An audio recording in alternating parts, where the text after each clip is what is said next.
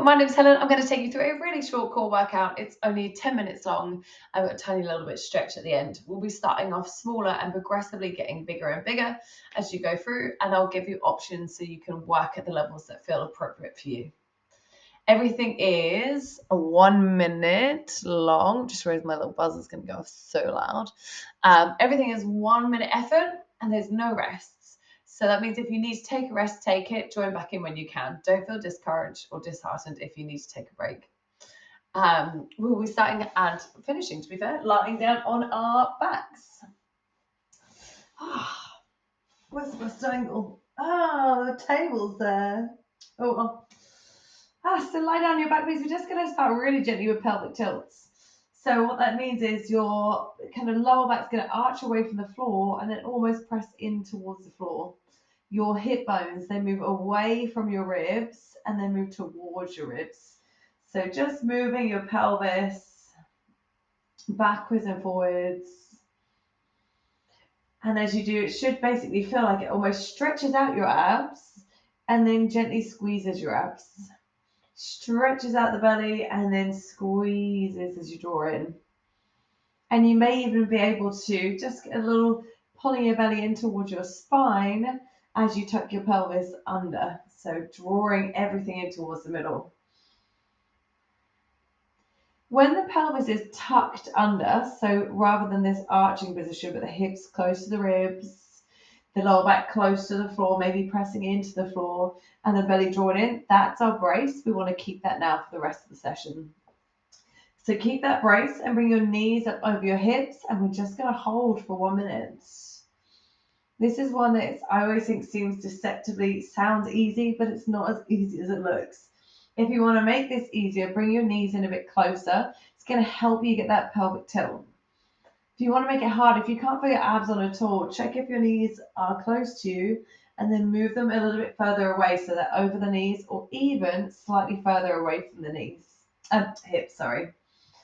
Now, as you're doing this, what's going to try and happen is your pelvis is going to try and untuck where you're trying to keep it tucked under. And also, the belly is going to try and flare out. We're going to try and keep drawing the belly in towards the spine. Keep breathing. Press your hands into the floor. That's going to help engage your lats, your arms, and going to help when we start to add on more moves. Our next one, keeping that pelvic tilt. That's there the whole time now. We're going to tap one toe towards the floor, bring the knee back up, and then switch your legs. Tap down, and then reset. If you struggle with this, 2 options. One, bring again your knees in closer, and then tap a little bit closer to your body.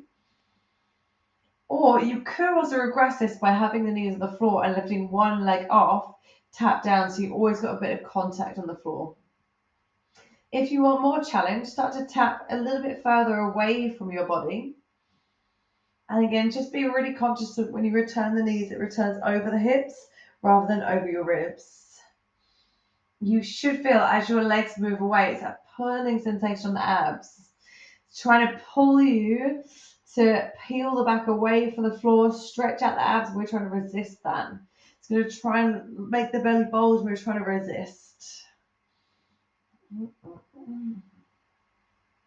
Perfect. Going to reverse crunches. So knees over the hips, and then you're just going to try and lift your tailbone away from the floor and then lower it back down again. So lifting the tailbone away from the floor and lower back down. It's such a teeny tiny movement. Now the temptation is going to be to swing back like this and lift loads of your back away from the floor. But if you can, try and keep your knees, this time it will probably be just in front of your hips, and then just try and get the smallest little lift. So you feel your lower abs start to engage. If you find your bum doesn't even lift off the floor, but you feel your lower abs try and contract, perfect. And if you're able to lift and maybe add a little pause before you land back down, great, that's harder. Down. How are the abs doing? Mine are already going. It's good times. Perfect. Coming to crunches, you're going to tuck your chin and then curl up into a crunch and then lower your shoulders back down. Keep the head off the floor if you can. Crunch up slow and smooth and then lower yourself back down. So now we're still, if you can, keeping the knees over the hips, or again, just in front of the hips. However, if you need less, tap your toes down. If you find that your neck starts to struggle, you can lightly support your head in your hands. Just be mindful to not yank your head and still keep it as smooth as you can. The only way your neck will get stronger is by trying to keep going as long as you can without that support. So if you're feeling it strain a little bit, just tuck the chin a little bit, take a couple of breaths, and then find support. So just try and hold on that little bit longer if possible. Oh.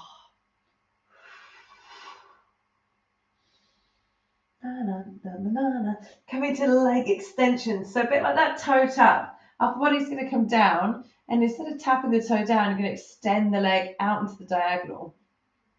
And then reset and switch your legs. So just like the toe tap, if you need less, you can either go back to that toe tap, or just don't go out as far, or maybe come a little bit higher.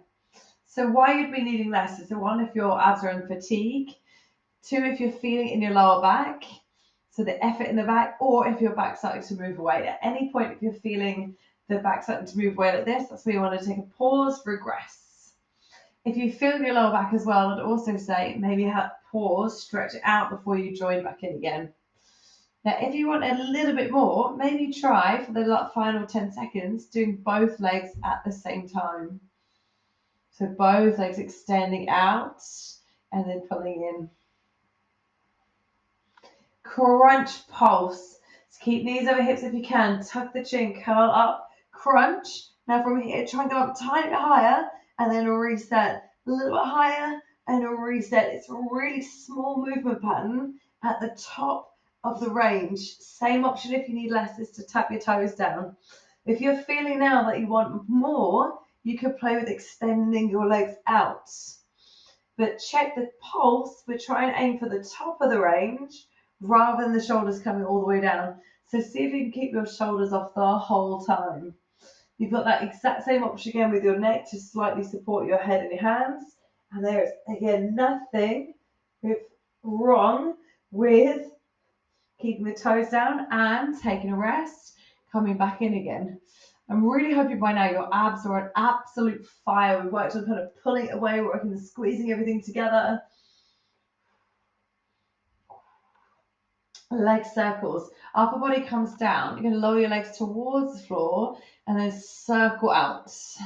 And then do it again. Legs lower towards the floor. That's where you're going to try to feel that back trying to move, the belly bulging, and then circle out to the side. If you need less, it's a smaller circle. So a small circle is still going to work the exact same muscles. And you may also need to bend your knees a little bit to take away some of the load. And also if your hamstrings are a bit tight that you struggle here. Press your hands powerfully into the floor as you do this. And you should probably also feel this in your front of your thighs and your hip flexors. Anywhere that you're feeling along the front of the body is good. Again, if you're feeling it in the back or the back's moving loads, that's where you need to take that break and reduce the size of your circle.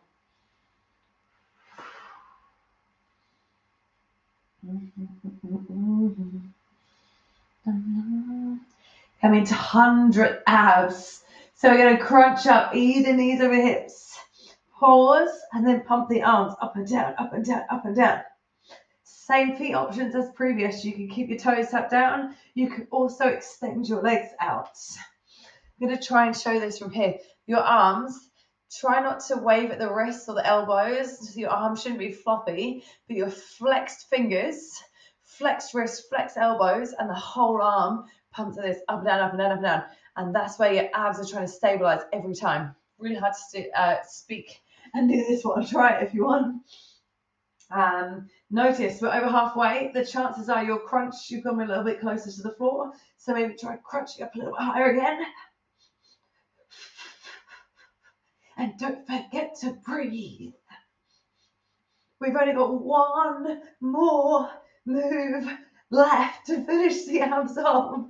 Flutter get your legs. So as they're just going to do up and down and up and down and up and down. So if you need to, your legs a little bit higher.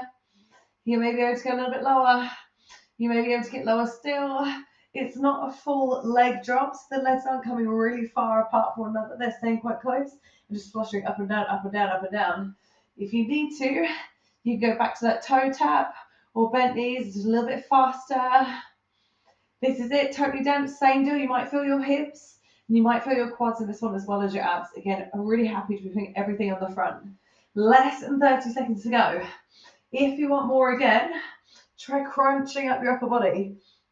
I actually find this makes it easier to keep my lower back in place, but it also adds a dimension of working the upper abs as well. Final 10 seconds to go.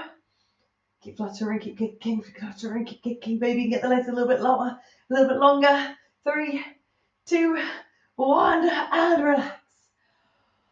Oh, roll yourself over. Push up into all fours. Let's just go for a couple of cat and cows. Oh, yeah. Arching your back, around your back. Feel the stretch of your abs.